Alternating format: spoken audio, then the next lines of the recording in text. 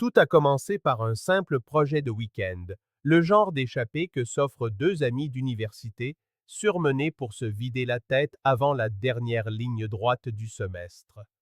Jacob Mills, 25 ans, était le plus calme, l'analyste du duo, celui qui portait toujours un petit carnet de terrain. Aaron Seiler, 27 ans, était plus volubile, l'esprit vif et la blague facile, mais tout aussi concentré une fois en pleine nature. Ils s'étaient rencontrés lors d'une randonnée d'orientation à l'Université de Western Carolina et s'étaient immédiatement liés d'amitié, unis par leur amour des montagnes. Pendant des années, ils avaient exploré ensemble des parcelles des Appalaches, fascinés par cette nature sauvage qui pouvait paraître à la fois infinie et vivante. Ce vendredi 19 octobre 2007, la vallée de Catalucci était baignée d'un air frais et d'un brouillard épais. Les feuilles viraient au bronze et à l'or, une beauté qui dissimule le danger pour qui s'attarde trop. Jacob avait dit à sa sœur qu'il serait de retour le dimanche soir. Un court voyage avant les examens. Aaron, lui, avait envoyé un texto à son colocataire disant qu'ils avaient trouvé un coin parfait près d'une crête surplombant la rivière. C'était à 19h42, depuis une station-service, juste avant d'attaquer la dernière portion de route de montagne. Les images de vidéosurveillance de cette nuit-là les montreraient plus tard, achetant des snacks et 2 thermos de café, riant, inconscients que ce serait la dernière fois que quelqu'un les verrait vivants et en sécurité. Quand le dimanche passa sans un mot de leur part, l'inquiétude gagna leur famille.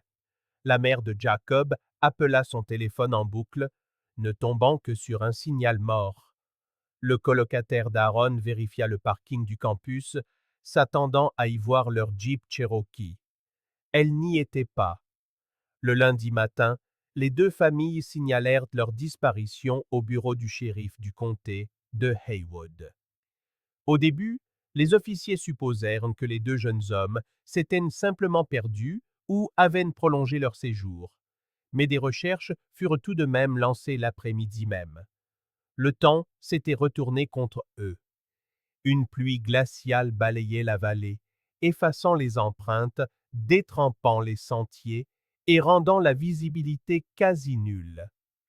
Des hélicoptères tournèrent pendant des heures, mais pouvaient à peine voir à 15 mètres à travers le brouillard. Les Rangers localisèrent la Jeep, soigneusement garée sur une route de service forestière, près de Black Hollow Gap. Les portes étaient verrouillées. À l'intérieur se trouvaient leurs sacs à dos, 2 cartes et le carnet de terrain de Jacob, posé sur le siège passager. Les clés manquaient. Il n'y avait aucun signe de lutte, ni sang, ni vitres brisées. C'était comme s'ils étaient sortis de la voiture et s'étaient volatilisés. Les équipes de recherche entamèrent un ratissage systématique de plus de 8000 hectares de terrain accidentés. Une région où l'on peut tourner en rond pendant des heures sans s'en rendre compte, avec ses ravins abrupts, ses sentiers envahis par la végétation, le genre de nature sauvage qui avale les sons. Les sauveteurs commençaient à l'aube et finissaient après la tombée de la nuit, criant leur nom dans le brouillard.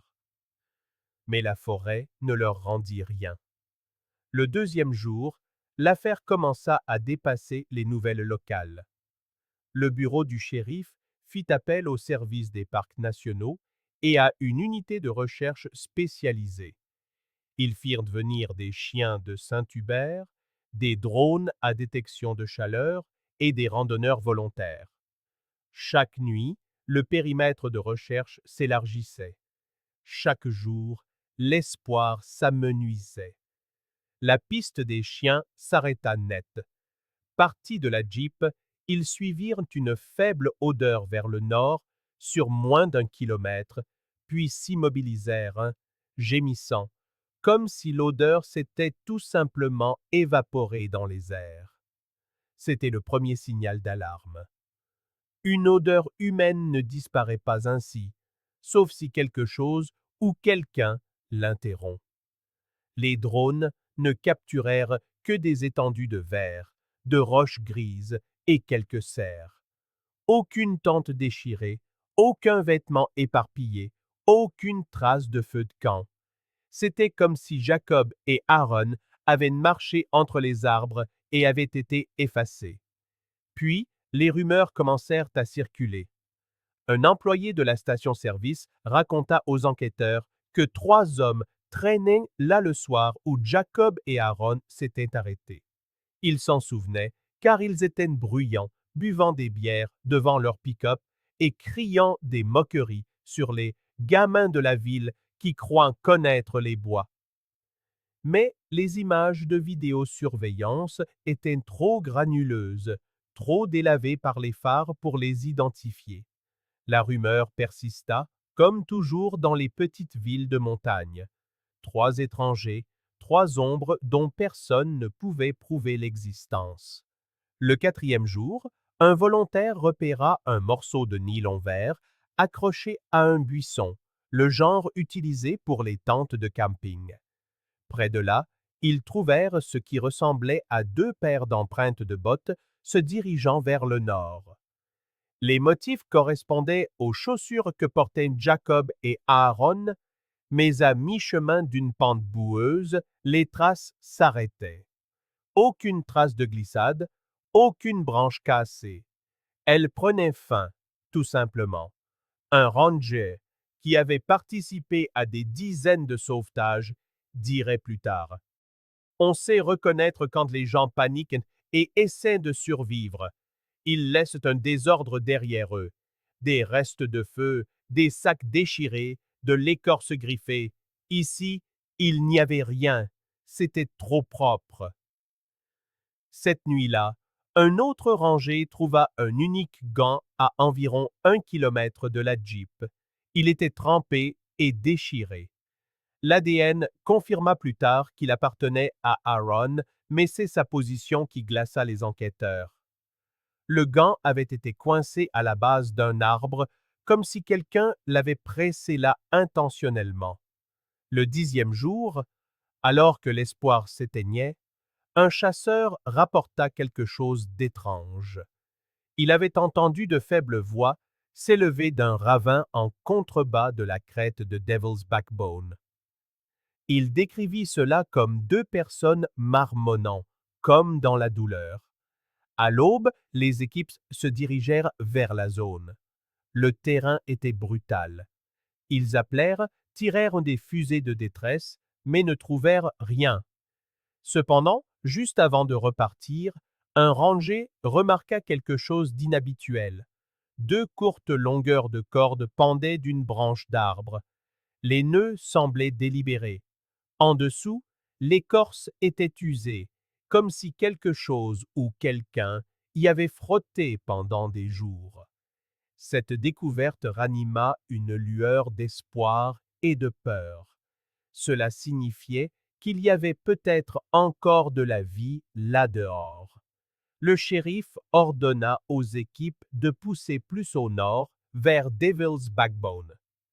Personne ne pouvait se défaire du sentiment que ce qui était arrivé à Jacob et Aaron n'était pas un accident. La forêt semblait différente maintenant, plus silencieuse, plus lourde, comme si elle retenait son souffle.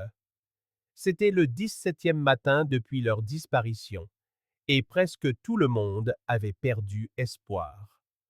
Le 5 novembre 2007, un groupe de randonneurs du Tennessee explorait une crête peu connue à une dizaine de kilomètres au nord de la zone de recherche initiale. Vers midi, l'un d'eux s'arrêta. Il crut voir un vêtement coincé dans des broussailles de l'autre côté d'un ruisseau. En s'approchant, il réalisa que ce n'était pas du tissu, mais de la peau. Le groupe se figea. 2 silhouettes étaient là, dressées contre des arbres de part et d'autre du ruisseau, liées aux poignets et aux chevilles par une corde blanchie par le soleil. Les 2 jeunes hommes étaient immobiles, la tête penchée, le visage exsangue et enflé. Les randonneurs pensaient voir 2 cadavres, mais lorsque l'un d'eux s'approcha, il vit un faible mouvement, un soubresaut de la poitrine à peine visible. Il cria. Un autre vérifia le pouls au cou du premier homme. Il était là, faible, presque imperceptible, mais il était là. Ils étaient vivants, tous les deux. Les secours arrivèrent en moins d'une heure. Les premières images de la scène, jamais rendues publiques, furent décrites par les intervenants comme la chose la plus dérangeante que nous ayons jamais vue. Jacob et Aaron avaient été attachés de manière presque identique, les cordes entaillant profondément leur peau. Leurs vêtements étaient déchirés, leur corps squelettique, couvert de piqûres d'insectes. Malgré 17 jours en pleine nature, ils ne présentaient aucune blessure majeure due à une chute ou à une attaque d'animal. C'était comme si on les avait maintenus en vie juste assez pour qu'ils souffrent. Héliportés à l'hôpital d'Asheville, ils étaient dans un état comateux. Les résultats des analyses furent aussi choquants que la découverte elle-même. Tous deux présentaient des niveaux anormalement élevés d'un tranquillisant utilisé pour anesthésier de gros animaux, comme les chevaux ou le bétail. Un composé vétérinaire, pas une drogue récréative. La concentration dans leur sang suggérait une exposition prolongée sur plusieurs jours. La théorie était qu'on les avait drogués à plusieurs reprises pour les maintenir immobiles. Les inspecteurs notèrent un autre détail insensé. Les cheveux des 2 hommes semblaient avoir été coupés récemment. Leurs ongles, eux aussi, paraissaient proprement taillés. Personne ne pouvait l'expliquer.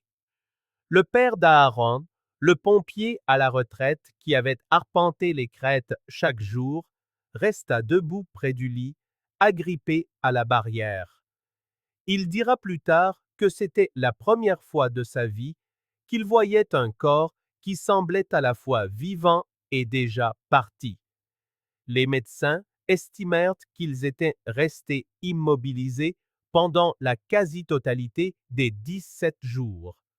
Cela signifiait que pendant que des centaines de sauveteurs ratissaient les vallées, pendant que les hélicoptères survolaient la zone, Jacob et Aaron étaient tout près, drogués, attachés, attendant. Le lieu de leur découverte était un endroit que personne n'avait fouillé, caché derrière un groupe de remblais escarpés. Pas un endroit où 2 randonneurs seraient allés de leur plein gré. Quiconque les avait laissés là avait méticuleusement nettoyé la zone. Pas une trace de pneu, pas un déchet. L'histoire se transforma d'un miracle en un mystère angoissant. Les théories allaient de l'enlèvement par des criminels paniqués à la captivité par un individu ou un groupe vivant en marge de la société. Mais aucune preuve ne venait étayer quoi que ce soit. Ils étaient proches. Juste au-delà de cette crête, au-delà des arbres détrempés par la pluie, les 2 amis disparus étaient là, vivants mais à peine, attendant que la forêt livre son secret. Un secret qu'elle garde encore aujourd'hui. Au fil des jours, l'affaire a pris une dimension nationale. CNN et ABC ont dépêché des équipes à Asheville. En ligne, les théories explosaient.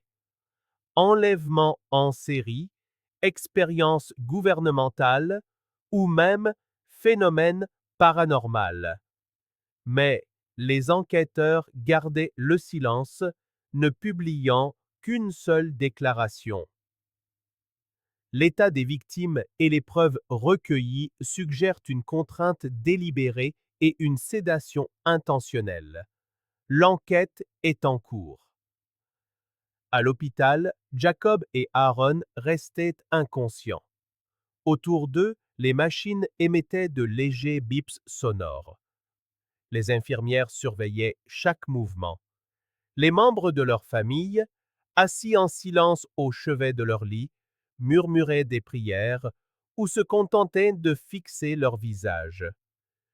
Personne ne comprenait encore ce qui s'était passé pendant ces 17 jours de disparition. Mais, pour tous ceux qui suivaient de l'affaire, une question résonnait plus fort que toutes les autres. Qui les avait maintenus en vie juste assez longtemps pour s'assurer qu'ils puissent raconter leur propre histoire? Et lorsqu'ils le feraient enfin, ce qu'ils révéleraient allait horrifier tous ceux qui oseraient explorer ces montagnes. Chaque affaire sur cette chaîne n'est pas qu'une simple histoire.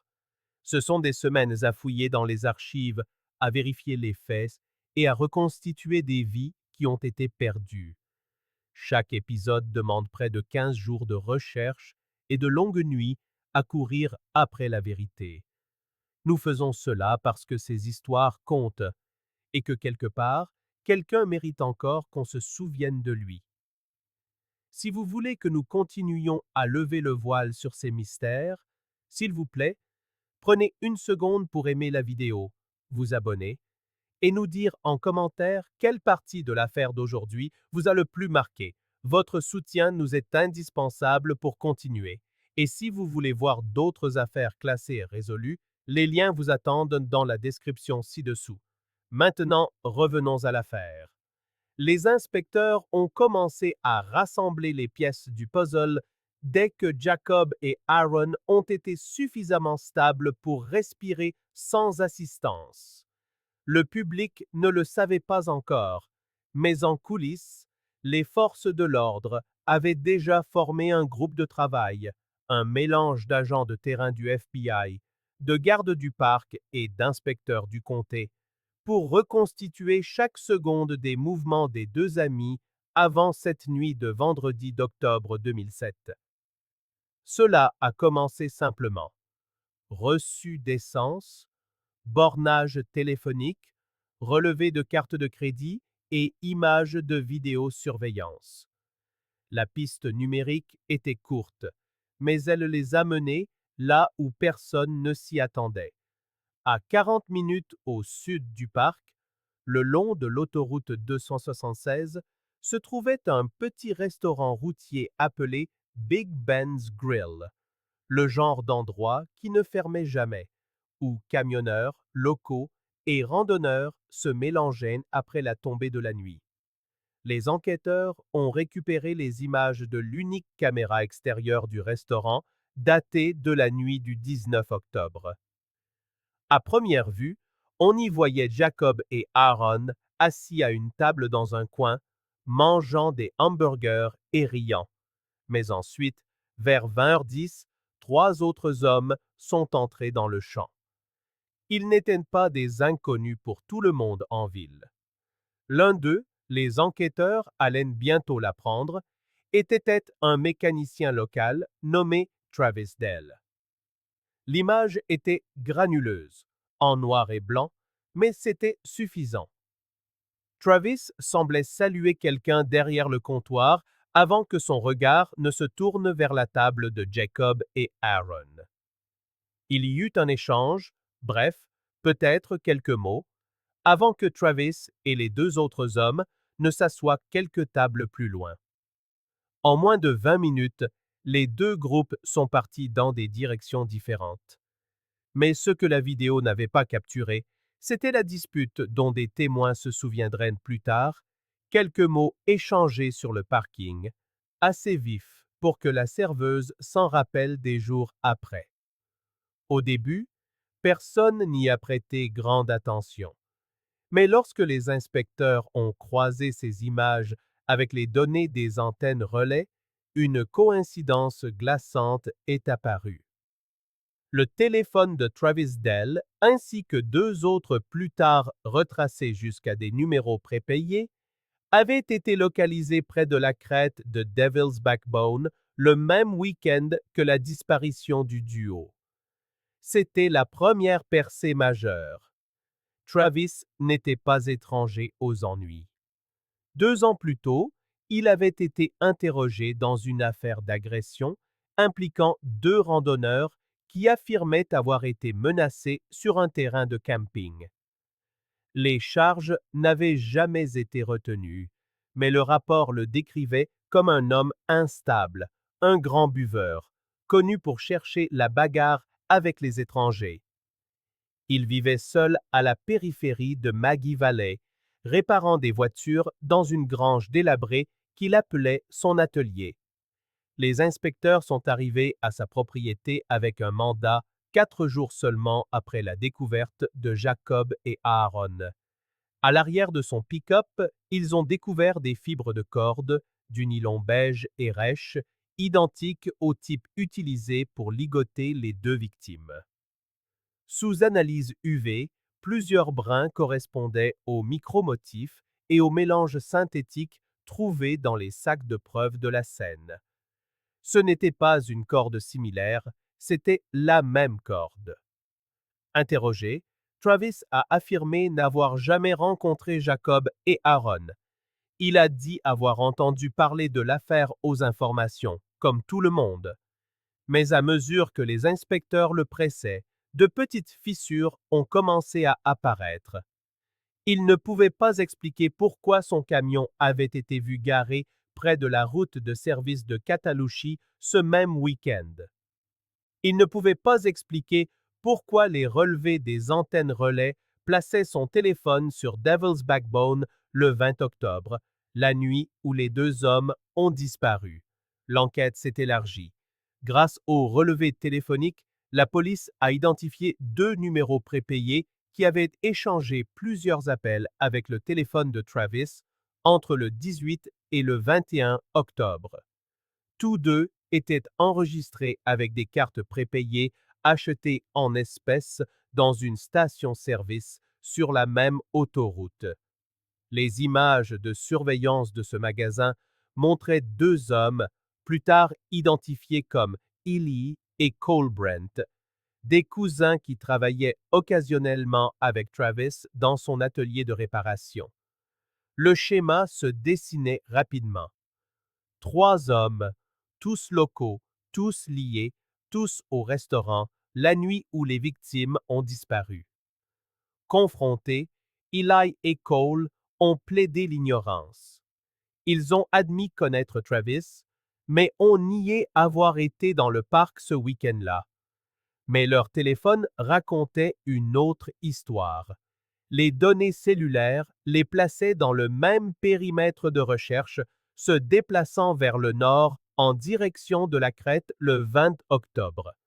Et l'un des cousins, Eli, avait posté quelque chose de cryptique sur sa page MySpace la semaine suivante. Certains doivent apprendre le respect. Les montagnes l'enseignent à la dure. Ce n'était pas une preuve, mais c'était suffisant pour impliquer l'équipe comportementale du FBI. Les agents pensaient que l'enlèvement avait pu être impulsif, non planifié comme une rançon ou une captivité à long terme, mais quelque chose alimenté par la colère, un scénario de contrôle et d'humiliation. Puis est venue la pièce finale qui a fait basculer l'affaire. Lors d'une fouille du site de la découverte, les enquêteurs avaient trouvé un mégot de cigarette à environ 10 mètres de l'endroit où Jacob et Aaron avaient été retrouvés. Il avait été enregistré, scellé et oublié jusqu'à ce que les tests ADN le relient à Travis Dell. Cela a tout changé. Confronté aux résultats, l'assurance de Travis s'est effondrée. Il a essayé de noyer le poisson, affirmant avoir été dans la région des semaines plus tôt pour chasser. Mais l'horodatage médico-légal ne mentait pas. La cigarette avait été fumée quelques jours seulement avant la découverte des victimes. Après 12 heures d'interrogatoire, Travis a finalement craqué. Ses aveux sont venus par fragments, en demi-phrases, des contradictions et des dénégations enveloppées dans des admissions. Selon lui, tout avait commencé des mois plus tôt dans un bar de Maggie Valley. Jacob et Aaron s'y étaient arrêtés lors d'une de leurs précédentes randonnées.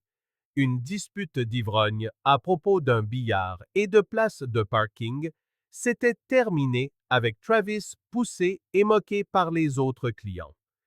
Il a affirmé que Jacob l'avait fait passer pour un idiot. Pour Travis, cette humiliation ne s'est pas estompée. Au cours de l'été, il en a parlé à plusieurs reprises à ses amis.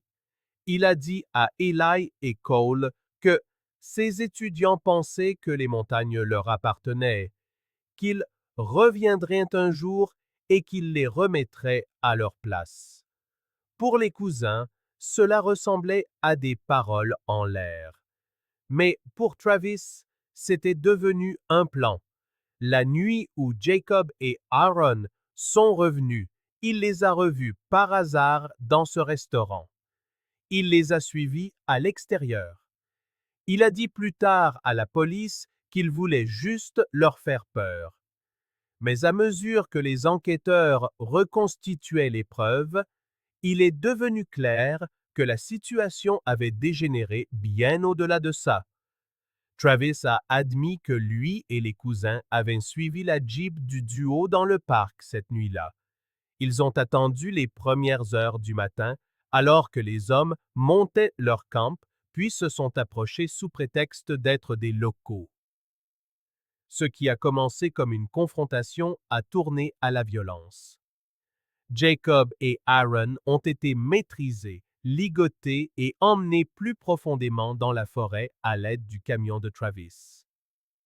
Il n'en dira pas beaucoup plus. Lorsque les inspecteurs l'ont interrogé sur les tranquillisants trouvés dans le sang des victimes, Travis a hésité, puis a marmonné quelque chose sur le fait de les avoir empruntés à un voisin qui élevait du bétail. Il a refusé de dire pourquoi ou combien de fois ils avaient été utilisés.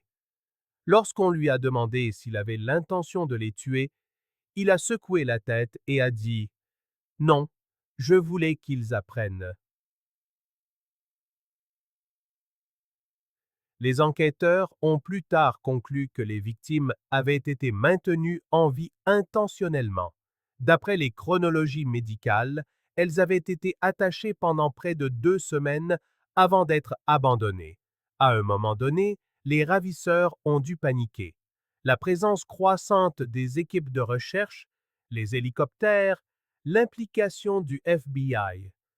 Les 3 hommes ont probablement fui, laissant Jacob et Aaron ligotés là où ils ont été trouvés, supposant que la nature ferait le reste. Eli et Cole ont été arrêtés quelques jours après les aveux de Travis. Tous deux ont tenté de minimiser leur rôle, blâmant Travis pour tout, mais les journaux de SMS et les données GPS les liaient directement à des courses d'approvisionnement. Bière, cordes et tranquillisants achetés dans un magasin agricole local. Lorsque la nouvelle des arrestations a éclaté, la ville de Maggie Valley a sombré dans l'incrédulité.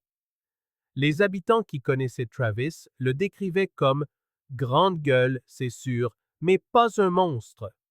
Son ancien employeur a déclaré « Il réparait des moteurs, pas des gens. Il n'avait pas ça en lui de faire une chose pareille. » Oh, mais les preuves étaient indéniables. La conférence de presse officielle fut brève. Le shérif a résumé l'enquête, terminant par une déclaration glaçante. Les preuves suggèrent que les suspects ont délibérément retenu les victimes sur une période prolongée. Le mobile exact reste partiellement incertain. En privé, les agents ont admis qu'ils pensaient qu'il s'était passé bien plus dans ces bois que ce que quiconque avait avoué. Les signes physiques, la sédation, les cheveux coupés, la propreté étrange du site, tout suggérait le contrôle, un rituel ou la honte. Mais au-delà des demi-vérités de Travis, personne n'a jamais révélé toute la vérité. Même des années plus tard, les enquêteurs diraient la même chose. Ils ont résolu le qui, mais jamais le pourquoi. Et pour Jacob et Aaron, la convalescence allait se révéler presque aussi obsédante que les jours passés ligotés sous ces arbres. Car, une fois qu'ils se sont enfin réveillés, ils se souvenaient de tout. Pendant plus de 2 semaines, la chambre d'hôpital où reposaient Jacob et Aaron n'a guère changé. Les stores restaient à moitié baissés, les moniteurs émettaient des bips réguliers et l'air sentait légèrement l'antiseptique et les vêtements trempés de pluie que personne n'osait jeter. Les médecins parlaient d'un état médicalement stable, mais non réactif, une phrase qui ne réconfortait personne. Les membres de la famille se relayaient à leur chevet, murmurant des prières qui se perdaient dans le bourdonnement constant des machines. Les journalistes s'entassaient sur le parking de l'Asheville Medical Center, attendant une mise à jour qui ne venait jamais. Puis, le 15e jour, tout a basculé. Cela a commencé par un tressaillement si léger que l'infirmière a failli ne pas le remarquer. La main droite de Jacob, celle enveloppée de gaz à cause des brûlures de corde, a bougé sur la couverture. Ses yeux ont papillonné, puis se sont entr'ouverts. Pendant quelques secondes, il a fixé le plafond, confus, clignant des yeux face à la lumière stérile. Quand un médecin s'est penché et a prononcé son nom, il n'a pas répondu. Il a essayé de parler, mais n'a pas pu. Le son qui est sorti était un râle, sec et rauque, comme s'il n'avait pas utilisé sa voix depuis des années. On lui a donné de l'eau, mais il a détourné la tête en tremblant légèrement. Des heures ont passé avant qu'il puisse se concentrer, avant que le brouillard ne commence à se dissiper.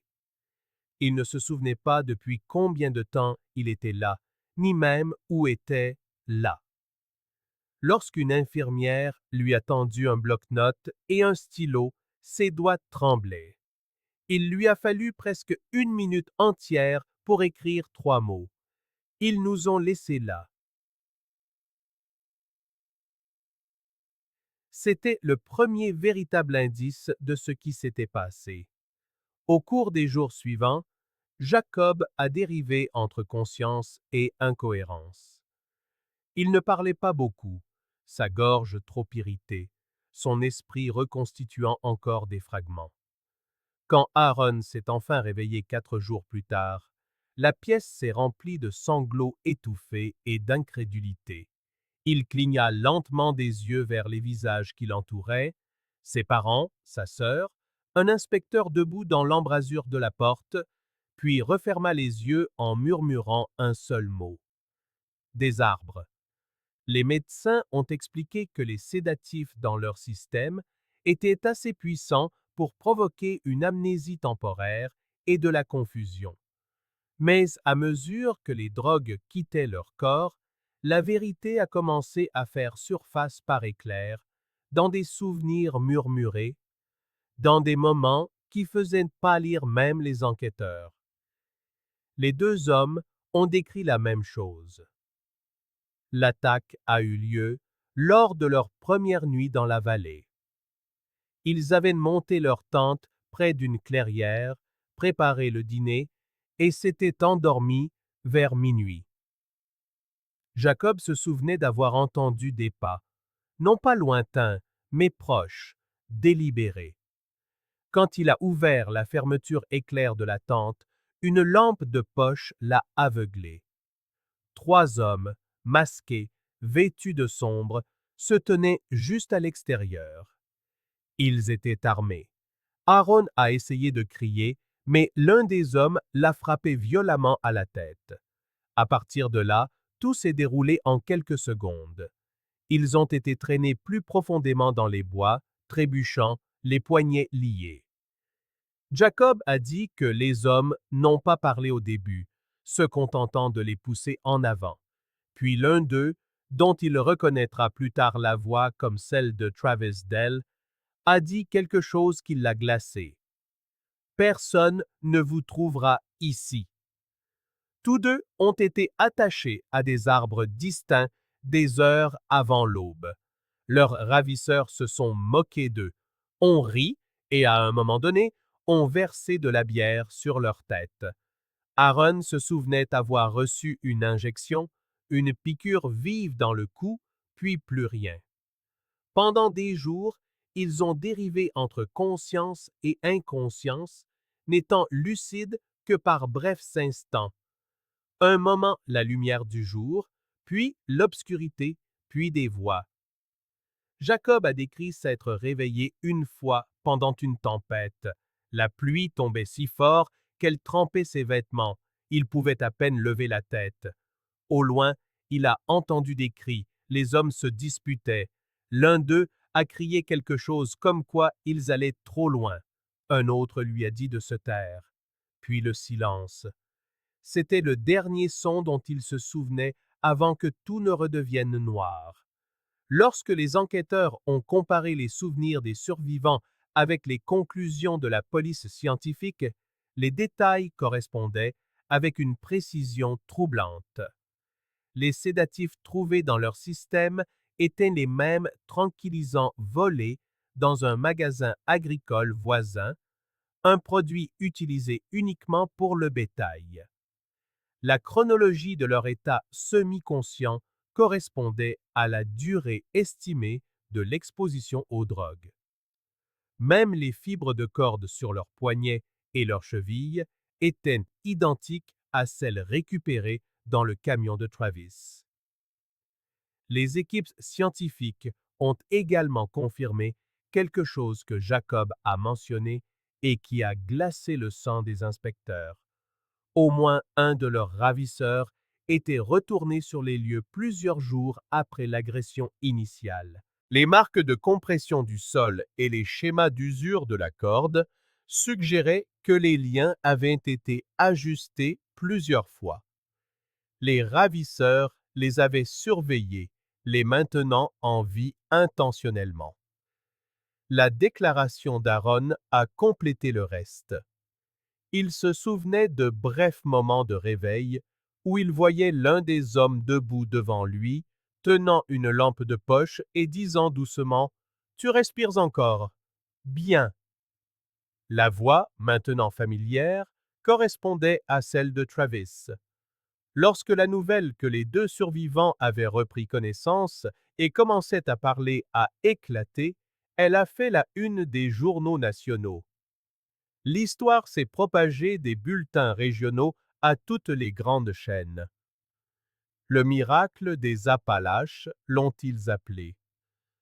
2 étudiants retrouvés vivants après 17 jours de captivité au cœur de la forêt, un endroit où personne n'était censé survivre. Mais sous les grands titres, les enquêteurs reconstituaient une vérité plus sombre.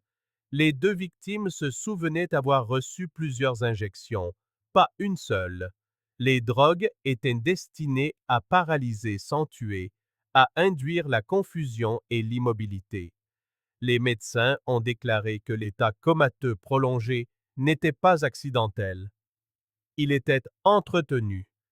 Quiconque les retenait captifs savait exactement comment les garder en vie, mais inconscients. Les inspecteurs se rendaient fréquemment à l'hôpital, restant parfois des heures, juste pour obtenir quelques phrases de souvenirs des 2 amis. La voix de Jacob revenait lentement, faible et graveleuse. Lors d'une session enregistrée, il a dit « Il riait, disait que personne ne nous trouverait, que nous resterions là jusqu'à ce qu'on pourrisse. » Puis il a détourné le regard et a murmuré. Mais l'un d'eux, il voulait arrêter. Ce détail, le conflit interne entre les ravisseurs, est devenu le chaînon manquant. Il expliquait pourquoi les hommes avaient été abandonnés vivants, pourquoi leurs cheveux avaient été coupés, pourquoi leur corps avait été repositionné avant d'être retrouvés.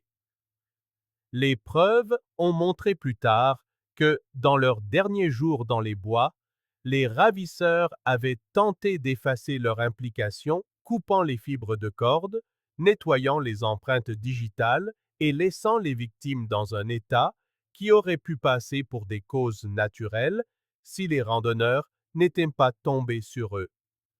Les médecins ont dit plus tard aux enquêteurs qu'il ne restait que quelques heures à vivre aux deux hommes lorsqu'ils ont été découverts. 1 ou 2 jours de plus et aucun n'aurait survécu.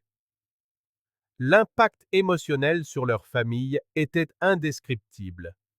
La mère de Jacob, qui avait passé chaque jour au poste des gardes forestiers pendant les recherches, s'est effondrée lors d'un point de presse, remerciant les randonneurs qui ont trouvé son fils.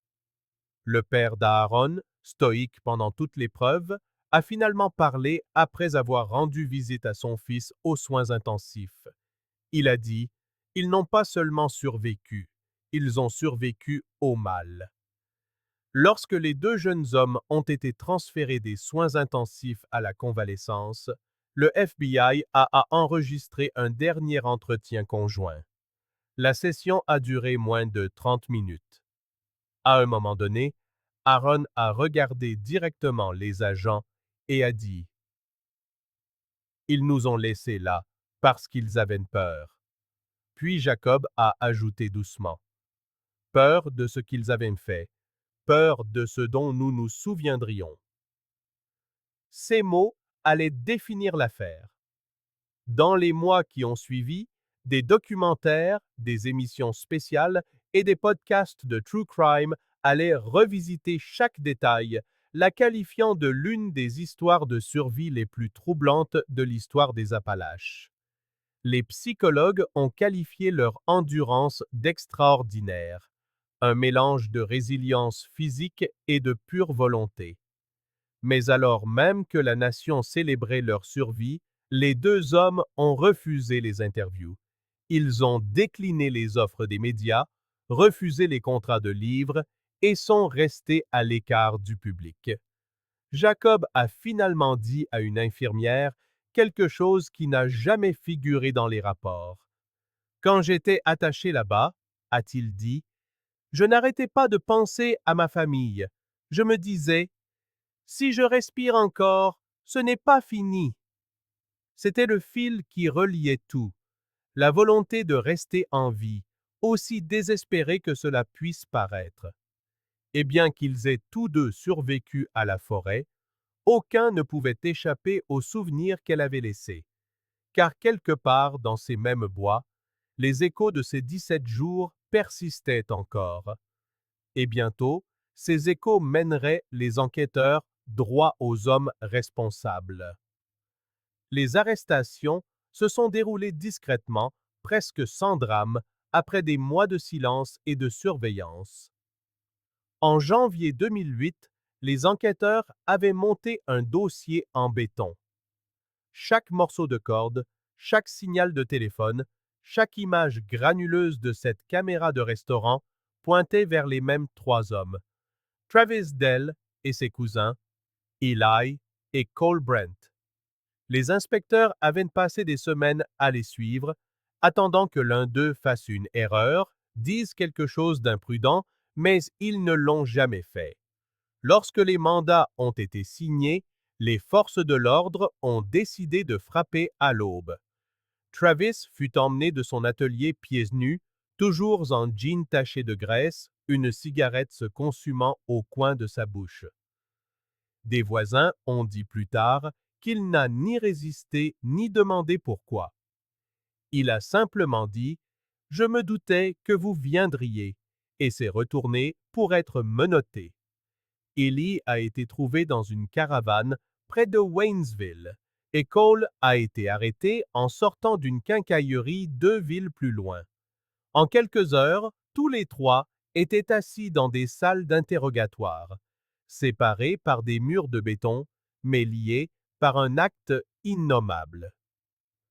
Au début, ils ont tout nié. Travis a affirmé qu'il chassait ce week-end-là, que les données des antennes relais ne signifiaient rien. Eli a dit que la corde était pour des travaux de clôture. Cole a insisté sur le fait qu'il ne connaissait même pas l'existence de Jacob et Aaron. Mais face à la correspondance ADN du mégot de Travis sur la scène de crime, leurs défenses ont commencé à s'effriter. Les inspecteurs les ont joués les uns contre les autres, suggérant que les autres avaient déjà avoué. Ça a marché. À la fin de cette deuxième nuit, tous les trois avaient craqué. Leurs histoires différaient dans les détails, mais convergeaient sur le mobile, la vengeance. Ce qui avait commencé comme des paroles d'ivrogne dans un bar s'était transformé en une rancune obsessionnelle. Travis a révélé aux enquêteurs que Jacob l'avait humilié plusieurs mois avant la disparition. Une altercation à propos d'un verre renversé qui s'était terminée par des rires à ses dépens. Pour un homme comme lui, c'en était assez. Il en avait parlé encore et encore à ses cousins, alimentant sa colère jusqu'à ce qu'elle se cristallise en un plan. Il a prétendu qu'il voulait seulement donner une leçon aux jeunes gens, leur faire peur, leur apprendre le respect. Mais les preuves racontaient une autre histoire, une histoire de maîtrise, de cruauté et de torture psychologique délibérée. Lors de son interrogatoire, Travis a admis qu'ils avaient suivi Jacob et Aaron depuis le restaurant jusque dans le parc. Ils ont attendu que minuit soit passé, que la forêt soit plongée dans un silence absolu avant de s'approcher du campement. Il a décrit la scène par fragments, d'un ton presque détaché. Il a raconté qu'ils avaient ligoté les deux hommes, s'étaient moqués d'eux et avaient utilisé des tranquillisants pour les neutraliser. Quand un agent lui a demandé combien de temps il comptait de les garder, Travis était resté silencieux. Finalement, il a lâché. On allait les relâcher, et puis, c'est allé trop loin.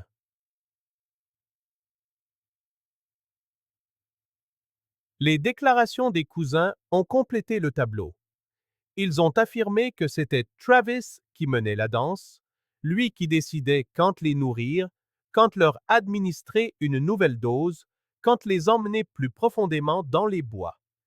Ely a dit avoir supplié Travis d'arrêter au bout d'une semaine, terrifié à l'idée que quelqu'un les découvre. La réponse de Travis fut simple. Ils ne trouveront rien. Cole a avoué avoir abandonné les victimes à leur sort après avoir entendu des hélicoptères survoler la zone, rapportant les mots de Travis. C'est fini. Laissons la forêt s'en charger. Le procureur n'a pas perdu de temps. Tous les trois ont été inculpés pour enlèvement, voie de fait grave et double tentative de meurtre. L'affaire a immédiatement attiré l'attention du pays, non seulement pour sa brutalité, mais aussi pour l'incroyable survie des victimes. Au printemps, le procès était devenu un véritable cirque médiatique.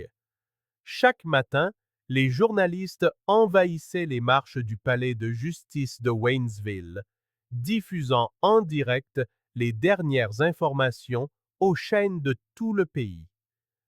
Les caméras étaient interdites à l'intérieur, mais les transcriptions révélaient une salle d'audience aux allures de films d'horreur.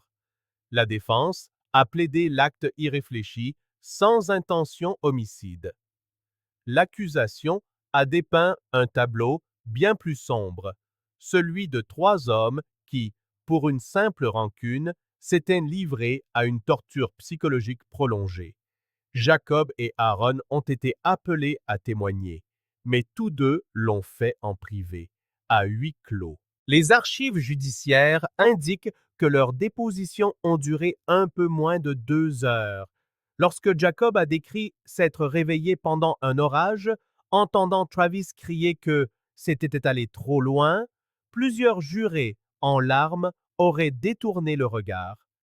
Aaron a parlé de ses allées et venues entre conscience et inconscience, du souvenir d'un de ses ravisseurs murmurant « Tu respires encore, c'est bien ». Le jury a délibéré moins de 2 jours. Travis Dell a été condamné à 35 ans de prison fédérale. Ely a écopé de 28 ans et Cole de 26. À la lecture du verdict, Travis fixait la table, impassible. À l'extérieur du tribunal, la mère de Jacob a déclaré: La justice ne répare pas ce qu'ils nous ont pris, mais c'est déjà quelque chose. Pour Jacob et Aaron, la vie après le procès fut une lente convalescence qui, en réalité, n'a jamais pris fin. Physiquement, les deux hommes ont guéri. Les ecchymoses se sont estompées, les brûlures de cordes se sont adoucies et les effets des sédatifs se sont finalement dissipés. Mais psychologiquement, la forêt ne les a jamais quittés. Jacob a développé des crises de panique à chaque fois qu'il sentait l'odeur du bois humide ou de la pluie. Aaron souffrait de cauchemars récurrents si vifs qu'il s'est un jour réveillé en se griffant les poignets. Ils n'ont pas repris leurs études. Jacob a quitté l'Université de Western Carolina et a complètement disparu de la vie publique. Quelques années plus tard, on a appris qu'il avait déménagé en Oregon, vivant en marge de la société près d'une petite ville de bûcherons. Des amis qui lui ont rendu visite ont raconté qu'il passait le plus clair de son temps à marcher seul, non pas pour fuir les bois, mais pour se les réapproprier. Aaron est resté plus près de chez lui. En 2012, il a accepté une unique interview avec un journal local. Lorsque le journaliste lui a demandé s'il pensait encore à ce qui s'était passé, Aaron n'a pas hésité. Tous les jours, a-t-il dit. Ce ne sont pas les visages que je revois, c'est le bruit des arbres. Je rêve encore d'eux, qui se referment sur moi. À cette époque, l'affaire était déjà entrée dans la légende des forces de l'Ordre des Appalaches, une histoire de survie si rare que même les enquêteurs les plus chevronnés peinaient à l'expliquer. 17 jours de captivité, attachés à des arbres, drogués, affamés et pourtant vivants. Les experts légistes ont plus tard qualifié leur rétablissement de miracle, d'une chance sur 1 million. La fascination du public ne s'est jamais estompée. Documentaires, podcasts et émissions sur les faits divers ont revisité l'histoire tous les 2 ou 3 ans, chacun tentant de découvrir ce qui s'était réellement passé pendant ces 17 jours. Mais la vérité complète, les conversations entre les ravisseurs, la séquence exacte des événements reste le secret des hommes qui ont commis cet acte. Et Travis Dell n'en a plus jamais parlé. Il a été transféré dans un établissement correctionnel fédéral du Kentucky, où il se trouve encore aujourd'hui. Les dossiers pénitentiaires le décrivent comme un détenu discret, discipliné, et qui ne parle que rarement. Ellie et Cole ont tous deux tenté de faire appel quelques années après leur condamnation. Leurs 2 demandes ont été rejetées. En 2015, pour l'anniversaire de leur sauvetage, un petit mémorial a été placé près du point de départ du sentier de Catalucci. Un simple panneau de bois gravé de 2 noms, Jacob Mills et Aaron Seiler, non pas en tant que victimes, mais en tant que survivants. Les habitants y laissent encore de petites offrandes, des bouteilles d'eau, des mots pliés et parfois des morceaux de corde noués lâchement, comme pour marquer la frontière entre la cruauté et l'endurance. Pour les forces de l'ordre, cette affaire reste l'une des plus troublantes de l'histoire des Appalaches. Ce n'était pas seulement le crime en lui-même, mais la précision, la maîtrise, la façon dont 3 hommes ordinaires avaient pu accomplir un acte aussi cruel dans un lieu qui se voulait un havre de paix. Dans la déclaration finale de la police publiée après la condamnation, une phrase a marqué les esprits. Ils étaient faits pour ne pas être retrouvés, mais la forêt les a rendus. Cette phrase circule encore aujourd'hui dans les briefings des équipes de recherche et de sauvetage. Un rappel de ce que les montagnes peuvent cacher et de ce que parfois, contre toute attente, elles décident de restituer. Et pour Jacob et Aaron, ces 17 jours n'ont jamais vraiment pris fin, car la forêt qui avait tenté de les engloutir ne les a jamais complètement relâchés.